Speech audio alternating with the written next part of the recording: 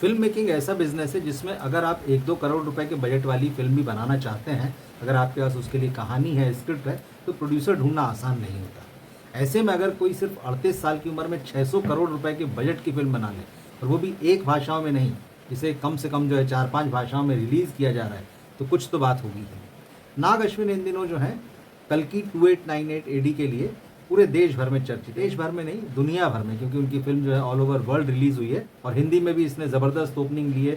हर तरफ जो है उनके काम की और उनके नाम की चर्चा है, वो इस फ़िल्म के राइटर और डायरेक्टर हैं।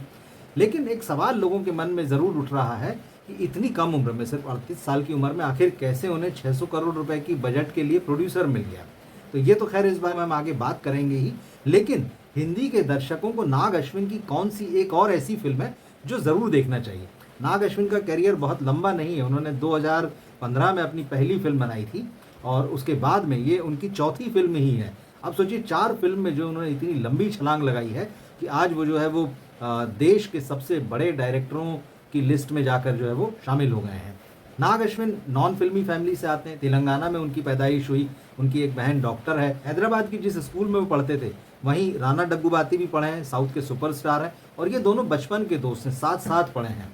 और समय के साथ जब जैसे-जैसे नाग अश्विन बड़े होते गए तो उनकी सिनेमा में दिलचस्पी पैदा हुई और उन्होंने अमेरिका जाकर जो है सिनेमा की फ़िल्म मेकिंग की पढ़ाई की और उसके बाद में वो जब इंडिया लौटे तो उन्होंने कई फ़िल्मों में बतौर असिस्टेंट काम किया। लेकिन 2015 से जो उनका करियर जो है पूरी तरह से बदल गया।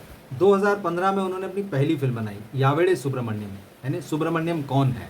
इस फ़िल्म के बाद में उन्होंने पीछे मुड़ के नहीं देखा। उनकी पहली ही फ़िल्म जो थी वो क्रिटिकली काफ़ी एक्लेम हुई, लेकिन इसके बाद जो उन्होंने दूसरी फ़िल्म बनाई महानटी 2014 में, तेलुगु भाषा की ये फ़िल्म, इस फ़िल्म ने आते से ही तेलुगु सिनेमा में एकदम तहलका मचा दिया।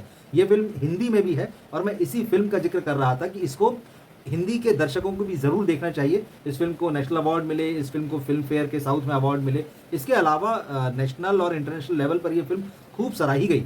दरअसल ये फ़िल्म क्या है, ये भी मैं आपको बताता हूँ। महानटी 1950s और 60s के दौर की तेलुगु की बहुत फ़ेमस एक्ट्रेस सावित्री की बायोपिक है।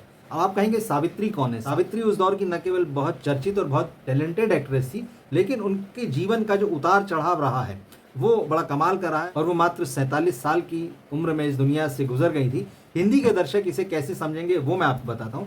आपने जेमिनी गणेशन का नाम सुना होगा। अगर जेमिनी गणेशन का नाम नहीं सुना तो आपने रेखा का नाम तो ज़रूर सुना होगा। बॉलीवुड की सबसे कामयाब और सबसे चर्चित एक्ट्रेसों में एक जो है रेखा। जेमिनी गणेशन जो है उनके पिताजी थे।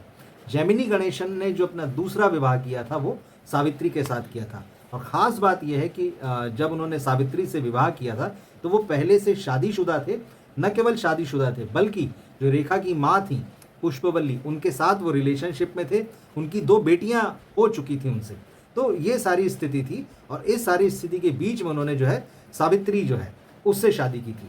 लेकिन बात सिर्फ इतनी नहीं, सावित्री बहुत खूबसूरत और बहुत टैलेंटेड एक्ट्रेस थी, गाँव की रहने वाली थी। इस फ़िल्म में ये दिखाया है कि इसे वो गाँव से बाहर निकलकर सिनेमा में काम करना चाहती मगर उन्हें कामयाबी नहीं मिलती। लेकिन इस बीच जेमिनी गणेशन से उनकी मुलाकात हो चुकी होती है और जेमिनी जो है उनको फ़िल्मों में मौका दिलवाते हैं।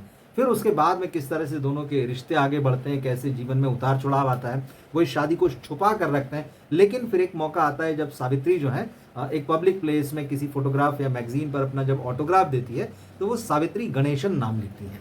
और इसके बाद जो है ज़बरदस्त हल्ला होता है क्योंकि जेमिनी गणेशन पहले से शादीशुदा हैं, ये पता होता है। पुष्पवल्ली के बारे में भी लोगों को चीज़ें पता होती हैं। ये वो उस समय की कहानी है, उस समय की ये रियल घटनाओं पर आधारित है। तो ये जो बायोपिक बनाई, इसमें कीर्ति सुरेश ने जो है वो लीड रोल निभाया था और कमाल की एक्टिंग की है। इसके अलावा दुलकर सलमान, सामंथा रूथ प्रभु, विजय देवरकोंडा, ये सारे एक्टर भी जो हैं आपको, जो कि आज हिंदी फ़िल्मों के दर्शकों के लिए बहुत जाने-पहचाने, तो ऐसा भी नहीं होगा कि आप किसे देख रहे हैं। आपको ये फ़िल्म बहुत अच्छी लगेगी और इस फ़िल्म को कई लोग ये मानते हैं कि पिछले 1 डेढ़ दशक में जो तेलुगु की बेस्ट फ़िल्म है, अगर आप टॉप 10 या टॉप 20 फ़िल्मों की लिस्ट बनाएँगे, तो उसमें महानटी को ज़रूर जगह दी जाएगी।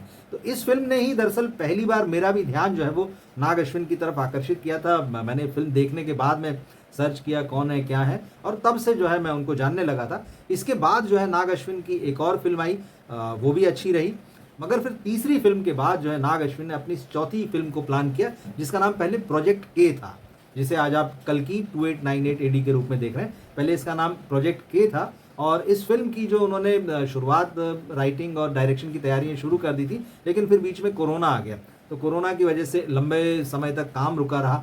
अब लेकिन सवाल ये है कि जो इतनी हैवी बजट फिल्म थी, 600 करोड़ रुपए का जिसमें बजट लगना था, आखिर इतना बड़ा प्रोड्यूसर जो है वो नाग अश्विन को कैसे मिला? निश्चित रूप से ये बड़ा सवाल है, लेकिन इस सवाल को भी मैं आपके लिए बहुत आसान बना देता हूँ। दरअसल नाग अश्विन जो है, उनके ससुर जो हैं, वही इस फिल्म के प्रोड्यूसर हैं। और शायद ये बात आप जानते होंगे कि तेलुगु सिनेमा के सबसे बड़े प्रोड्यूसरों में उनका नाम आता है अश्विनी दत्त, जिन्हें पिछले दिनों आपने देखा भी होगा। जब मुंबई में कल्कि का प्रमोशनल इवेंट हुआ था, तो एक तस्वीर और एक वीडियो काफ़ी चर्चित हुआ कि अमिताभ बच्चन किसी शख्स के पैर छू रहे हैं, वो भी अमिताभ के पैर छू रहे हैं, वही अश्विनी दत्त हैं। तो तेलुगु और तमिल इंडस्ट्री के सबसे बड़े प्रोड्यूसर्स में है। वैजयंती मूवीज जो है उनका बैनर है, और इस बैनर को भी इस साल या शायद पिछले साल जो है 50 साल पूरे हो चुके हैं। और नाग अश्विन की शादी जो है उनकी छोटी बेटी प्रिया दत्त से हुई है। दोनों की शादी जो है वो 2015 में हुई थी। प्रिया भी फिल्म मेकिंग के बिजनेस में है। मुंबई में उन्होंने डायरेक्टर प्रोड्यूसर सुजीत सरकार को जो है कुछ समय तक असिस्ट किया, फिर उसके बाद वापस साउथ चली गई थी। वहाँ उन्होंने अपने पिता के बैनर तले या बाहर भी कुछ एक फिल्में बनाई, और वो फिल्म प्रोड्यूसर हैं। कल्कि में भी वो प्रोड्यूसर हैं। लेकिन नाग अश्विन का टैलेंट जो है बहुत खास है, और उन्हें अपनी फैमिली से बहुत सही और बहुत ज़बरदस्त सपोर्ट मिला है, क्योंकि 600 करोड़ के बजट की फिल्म बनाना किसी बड़े से बड़े प्रोड्यूसर के लिए भी आसान काम नहीं। तो तय है कि पूरी फैमिली ने उनके ऊपर भरोसा किया, और जब आप कल्कि 2898 AD देखने जाएंगे तो तय मानिए कि आपको लगेगा कि वो जो भरोसा उन पर जताया गया वो उस पर खरे उतरे हैं। तो अब इसके बाद में कल्कि 2898 AD के बाद में जो है अब इसका दूसरा पार्ट कब आएगा, इस बात की चर्चाएं जो है वो, या इस बात का इंतजार शुरू हो गया है, क्योंकि ये फिल्म जो है पार्ट 1 की तरह खत्म होती है, मगर जो जिस तरह से लास्ट में टू बी कंटिन्यूड आया और उसके साथ में जो है वो कल्कि यूनिवर्स लिखा आता है, तो मुझे ऐसा लगता है कि शायद यहाँ पार्ट 2 पर ही बात खत्म नहीं होगी, ये बात और भी आगे जाएगी। तो नो डाउट कि नाग अश्विन के रूप में एक बड़ा डायरेक्टर हमारे सामने उभर कर आया है। उनसे पहले बाहुबली के डायरेक्टर राजा मौली, उन्होंने बहुत धूम मचाई है, और हर कोई उनकी अगली फिल्म का इंतजार कर रहा है। हालांकि RRR के बाद में उन्होंने अभी तक अनाउंस नहीं किया है कि उनकी अगली फिल्म कौन सी होगी। तो ये साउथ से टैलेंटेड डायरेक्टर्स जो हैं वो तेजी से सामने आए हैं। अभी 10-15 दिनों में शंकर, जो साउथ के बड़े डायरेक्टर हैं, उनकी फिल्म आनी है जिसमें कमल हासन होंगे। इंडियन 2 उसका भी वेट हो रहा है। अब ऐसे में यह है कि बॉलीवुड क्या करेगा, बॉलीवुड के बड़े डायरेक्टर्स अब क्या करें, क्योंकि पिछले कुछ समय में आप देखें तो बहुत डिसअपॉइंटिंग रहा है रिकॉर्ड जो है बॉलीवुड का। और यहाँ तक कि शाहरुख खान जो है, जिनकी जो जवान बहुत बड़ी हिट हुई, वो इटली साउथ के डायरेक्टर थे। अब बहुत सारे बॉलीवुड के एक्टर्स और स्टार्स जो हैं वो साउथ में काम करने के लिए जा रहे हैं, या फिर अगर फिल्म बन रही है बॉलीवुड में तो साउथ के डायरेक्टर्स को हायर करने की कोशिशें चल रही।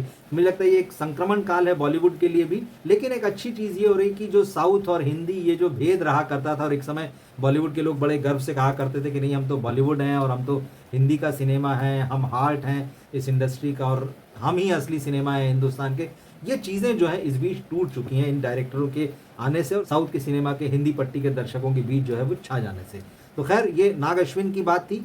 कैसा लगा आपको ये वीडियो, नाग अश्विन के बारे में जानकारी कैसी लगी? और जैसा कि मैंने आपसे कहा कि उनकी जिस फिल्म को मैं रिकमेंड कर रहा हूँ, महानटी, अगर आपने नहीं देखी हो तो ज़रूर देखिए, और अगर आप देखें उस फिल्म को तो ज़रूर इस वीडियो के नीचे कमेंट बॉक्स में अपनी राय लिखें। और अगर आपने देखी हुई हो तो भी आप बताइए कि क्या आप मेरी बातों से सहमत हैं। इस वीडियो को अपने दोस्तों और फैमिली में शेयर कीजिए।